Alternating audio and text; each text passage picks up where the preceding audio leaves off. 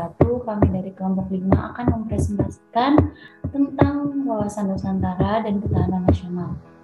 Apa sih wawasan Nusantara itu? Wawasan Nusantara adalah pedoman bagi proses pembangunan nasional menuju tujuan nasional. Sedangkan ketahanan nasional adalah kondisi yang harus diwujudkan agar proses pencapaian tujuan nasional tersebut dapat berjalan dengan sukses. Secara etimologis, pengertian wawasan Nusantara itu berasal dari bahasa Jawa, yaitu wawas, nusa, dan antara. Arti wawas adalah pandangan, tinjauan, atau penglihatan indrawi. Dan arti nusa adalah artinya pulau atau kesatuan kepulauan. Sedangkan kata antara berarti dua benua dan dua samudra. Menurut Prof. Wan Usman, wawasan Nusantara adalah cara pandang bangsa Indonesia mengenai diri dan tanah air sebagai kepulauan, sebagai negara kepulauan dalam segala aspek kehidupan yang beragam. Fungsi wawasan Nusantara itu dibagi menjadi 4. Yang pertama ada wawasan pertahanan dan keamanan nasional, mengarah pada pandangan geopolitik negara Indonesia. Yang kedua ada wawasan kewilayahan Indonesia, termasuk pemahaman mengenai batas wilayah Indonesia agar terhindar dari potensi sengketa dengan negara lain.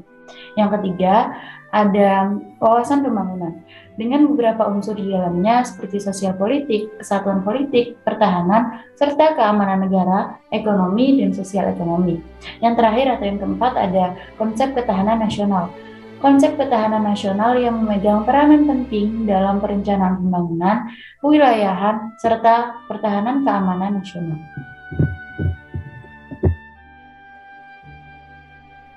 Asas wawasan Nusantara. Yang pertama, asas solidaritas. Solidaritas adalah perasaan emosional dan moral yang berbentuk pada hubungan antar individu atau kelompok berdasarkan rasa saling percaya, kesamaan tujuan, dan cita-cita, adanya kesetiakawanan dan rasa penanggungan. Yang kedua, asas kejujuran. Kejujuran dalam berpikir serta bertindak menjadi sebuah asas wawasan Nusantara yang sangat penting. Yang ketiga, asas kesamaan tujuan, mempunyai tujuan serta kepentingan yang sama. Sebagai contoh di masa kemerdekaan, saat semua rakyat Indonesia melakukan berjuang bersama-sama mengusir para penjajah. Yang keempat, asas keadilan. Seluruh elemen masyarakat mempunyai hak yang sama dalam mendapatkan keadilan dan mewujudkan tujuan serta cita-cita nasional, tidak boleh merugikan pihak tertentu manapun, mengutamakan kepentingan kelompok atau golongan sendiri. Yang kelima adalah asas kerjasama. Dengan adanya kesadaran pada tujuan serta kepentingan yang sama akan menciptakan kerjasama antar elemen masyarakat. Selanjutnya adalah penerapan Nusantara dalam kehidupan, dalam sikap, dan perbuatan. Nusantara merupakan sumber utama dan landasan yang kuat dalam menyelenggarakan kehidupan nasional. Dengan kata lain, Nusantara sebagai wawasan nasional dan berupa landasan panas. Untuk mencapai tujuan nasional dan cita-cita nasional, maka harus dilakukan pembangunan nasional, di mana Nusantara merupakan pola pikir maupun pola tindak dalam melaksanakan pembangunan nasional. Masalah yang paling penting dan mendasar sekarang ini adalah bagaimana kita membina, mengamankan, dan memanfaatkan kebulatan wilayah nasional sebagai satu kesatuan yang utuh. Berkaitan dengan masalah tersebut, beberapa hal yang perlu diperhatikan adalah yang pertama, mencegah masuknya paham atau ideologi yang dapat mempengaruhi cara berpikir yang tidak pas dalam kehidupan kita berbangsa, bernegara, dan bermasyarakat. Kendati pun kita semua telah sepakat bahwa Pancasila adalah satu-satunya asas dalam kehidupan kita berbangsa, bernegara, dan bermasyarakat, bukanlah suatu jaminan bahwa ideologi lain tidak bisa masuk ke Indonesia. Yang kedua, mencegah segala bentuk aspirasi politik yang bersifat dan mengarah kepada disintegrasi atau separatisme bangsa. Persatuan dan kesatuan dan kepentingan nasional harus diletakkan di atas kepentingan kelompok, golongan, atau daerah. Sejarah telah memberikan pelajaran kepada kita bahwa salah satu alasan munculnya pemberontakan PRRI atau Permesta misalnya karena tidak ada kompromi antara aspirasi pusat dan daerah. Selanjutnya, yang ketiga yaitu karena wilayah Nusantara 2/3 berupa perairan, maka perlu ditumbuh kembangkan budaya kelautan di kalangan generasi muda. Penduduk Indonesia, orientasi kehidupannya kebanyakan di darat, hanya sedikit yang mencari kehidupan di laut atau di perairan.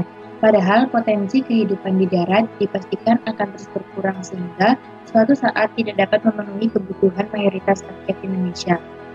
Di sisi lain, sumber daya laut, kekayaan nabati, hewani, mineral, energi tak terhingga apabila dapat kita kelola dan dilestarikan.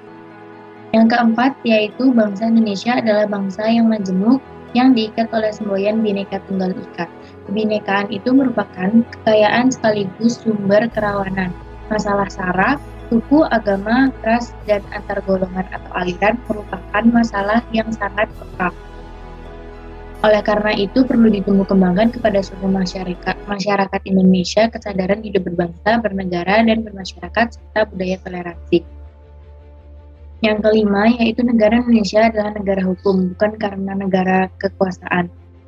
Oleh karena itu, tidak ada seorang pun warga negara, pejabat negara, lembaga negara berada di atas hukum nasional. Yang keenam, yaitu pembangunan nasional pada hakikatnya untuk menciptakan kemakmuran atau kesejahteraan dan ketenangan atau keamanan.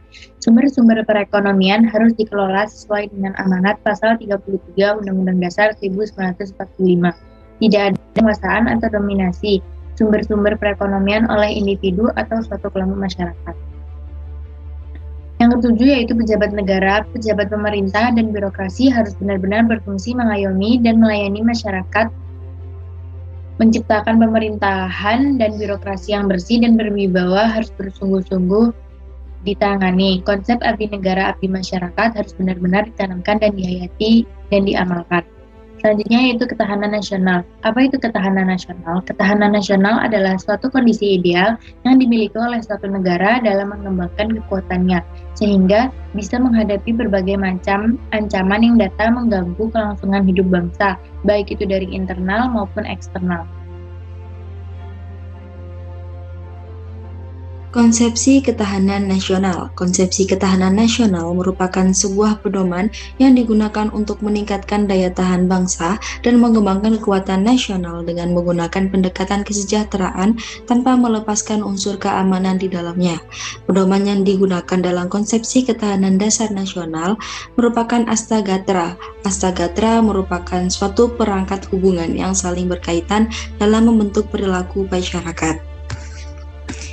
Ciri-ciri ketahanan nasional. Yang pertama yakni berlandaskan prosedur Astagatra, yaitu terdiri dari 3 faktor alami seperti kekayaan alam, geografis, serta masyarakat, dan 5 faktor kemasyarakatan yaitu ekonomi, budaya, pertahanan, filsafat, serta ketatanegaraan. Yang kedua yakni ketahanan nasional berfokus untuk mempertahankan nilai-nilai yang dianut demi keberlangsungan hidup suatu bangsa dengan pendekatan keamanan dan kesejahteraan. Yang ketiga yakni berpegang teguh pada pemahaman wawasan nasional berdasarkan cara pandang bangsa sesuai dengan Pancasila dan Undang-Undang Dasar 1945. Yang keempat yakni ketahanan nasional merupakan yang wajib bagi negara berkembang. Dan yang terakhir yakni digunakan untuk menghadapi provokasi, rintangan, dan halangan. Untuk selanjutnya terdapat asas-asas ketahanan nasional.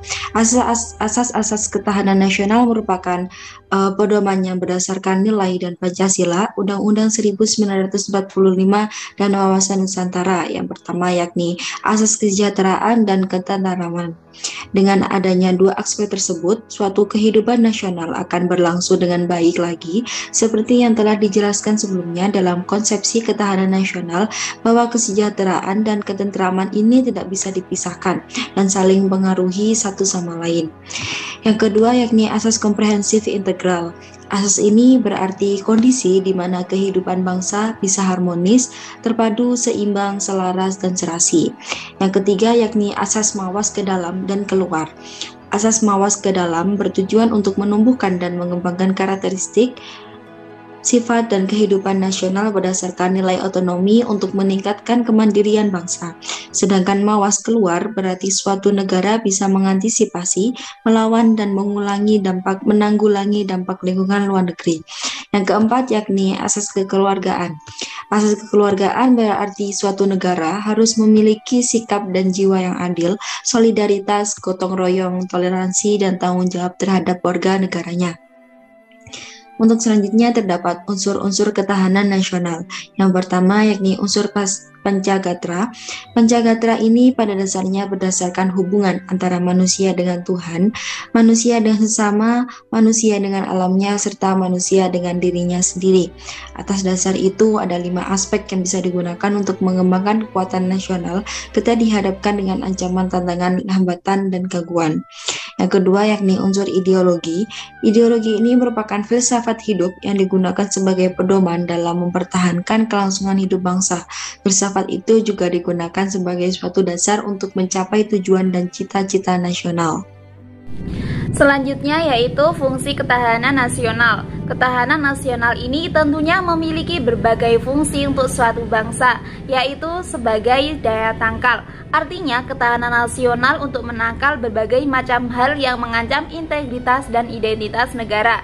Selanjutnya yaitu sebagai pengarah. Pengarah ini berarti ketahanan nasional ini memberikan arahan bangsa untuk mengembangkan potensi kekuatan yang dimiliki, baik itu dari sektor politik, ekonomi, sosial, budaya, pertahanan, untuk meraih kesejahteraan hidup masyarakat.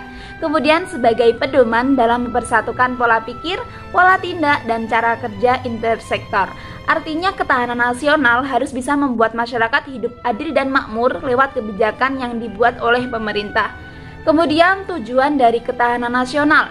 Ketahanan nasional Indonesia dalam pembukaan Undang-Undang Dasar 1945 dijelaskan bahwa hal itu bertujuan untuk menjaga bangsa dan seluruh tumpah darah Indonesia untuk mencapai ketenteraman umum, berkehidupan bangsa, serta mengerjakan disiplin dunia dengan dasar kemerdekaan, pemufakatan, dan keadilan sosial. Kemudian studi kasus yang kita ambil yaitu dalam sengketa terpecahnya negara Timur Leste yang terlepas dari Negara Kesatuan Indonesia pada 30 Agustus 1999. Sengketa perbatasan yang terjadi antara Indonesia dan Timur Leste disebabkan perebutan lahan pertanian antara kedua warga negara, yakni warga desa Haumeni Ana, Kecamatan Bikomi Nilulat, Kabupaten Timur Tengah Utara, Nusa Tenggara Timur, dengan warga Pasabe, Distrik Aucisi, Timur Leste. Permasalahan mengenai penetapan sengketa batas wilayah antar kedua negara juga menjadi pemicu. Namun, pendekatan pembangunan ekonomi berupa kesejahteraan dan tingkat pendidikan juga berpengaruh pada konflik tersebut. Pemerintah Indonesia ataupun Timur Leste harusnya bekerja sama menciptakan perdamaian di perbatasan. Jangan sampai ketika konflik tersebut mengalami eskalasi baru dua negara mulai bertindak, lebih baik mencegah daripada menanggulangi. Seharusnya pemerintah cepat tanggap saat terjadi masalah ini agar masalah ini tidak menjadi masalah yang besar seperti yang sudah terjadi. Akhirnya Timur Leste memisahkan diri dari wilayah Indonesia. Wawasan Nusantara berfungsi sebagai sumber dalam melakukan kebijakan dan keputusan. Sejarah Indonesia bisa menjadi pengalaman kita untuk belajar bagaimana mengambil kebijakan yang baik untuk kesejahteraan masyarakat. Kita bisa belajar dari pendahulu-pendahulu kita yang telah berjuang untuk kemerdekaan bangsa kita. Sekian dari kelompok kami, ada kurang lebihnya kami mohon maaf. Terima kasih atas perhatiannya. Wassalamualaikum warahmatullahi wabarakatuh.